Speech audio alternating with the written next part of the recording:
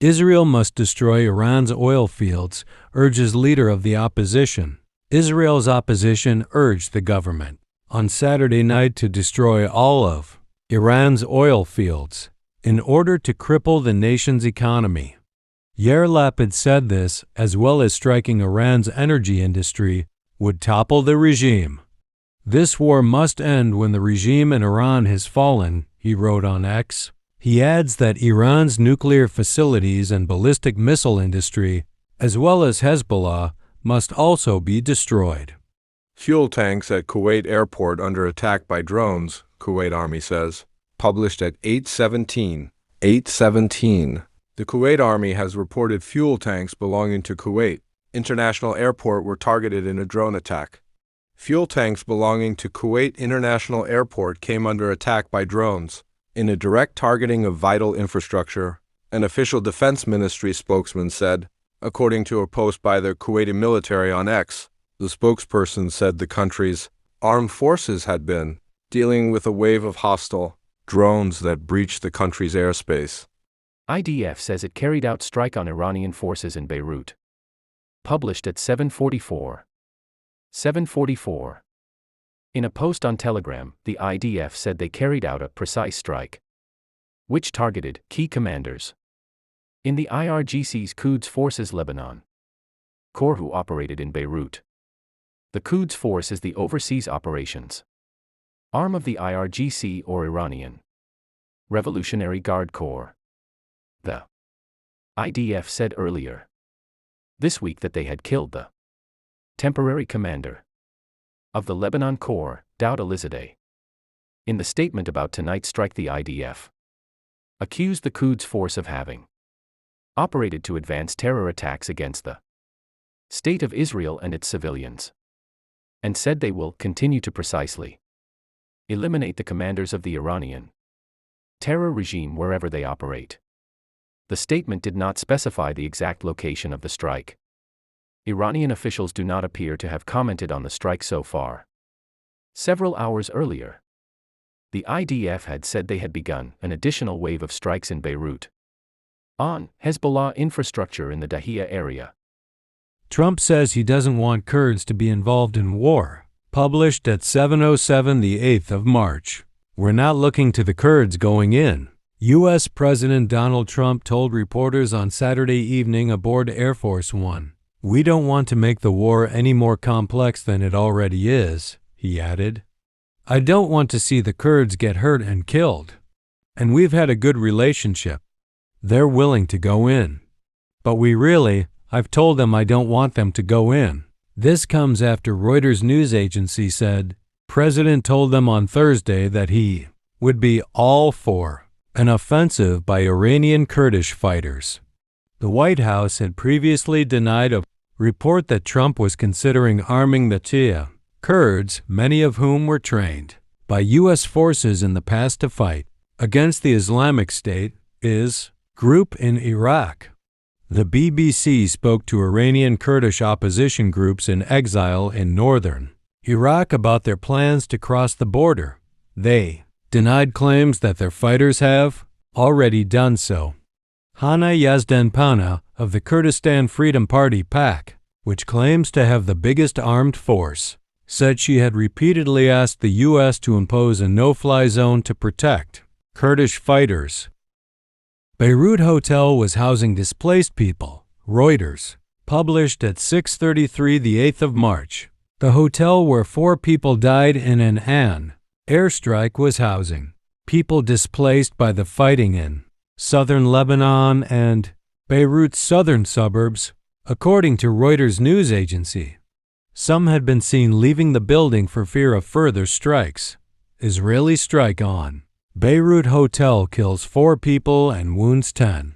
Lebanese authorities say, published, an Israeli strike on a hotel in central Beirut has killed 4 people. The Lebanese health ministry has said another 10 people were injured in the strike. It added, "We'll bring you more updates as we get them."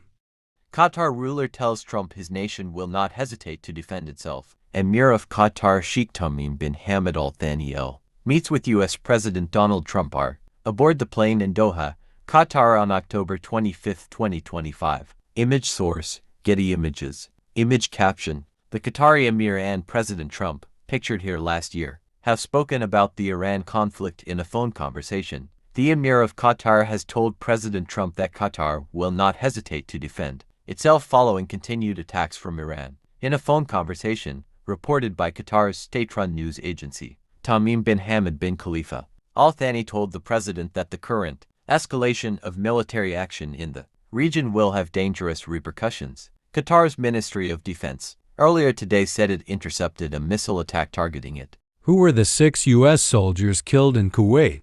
From left to right: Cap Cody Cork, SGT First Class Noah Teachins, SGT First Class Nicole Amor, and SGT Declan Cody. 2 other service members who have yet to be identified also died in the Kuwait strike. Image source, U.S. Army Reserve Command.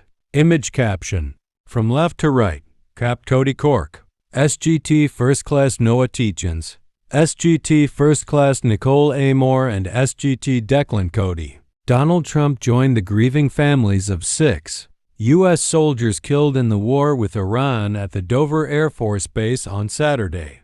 Here's what we know about the soldiers.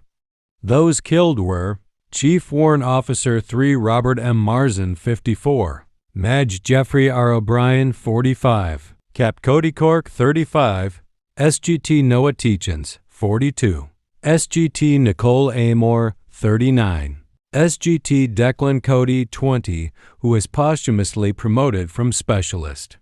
The 6 were members of the Army Reserve and were killed when an unmanned aircraft system evaded air defenses to hit a command center in Port Shuaibah, Kuwait last Sunday.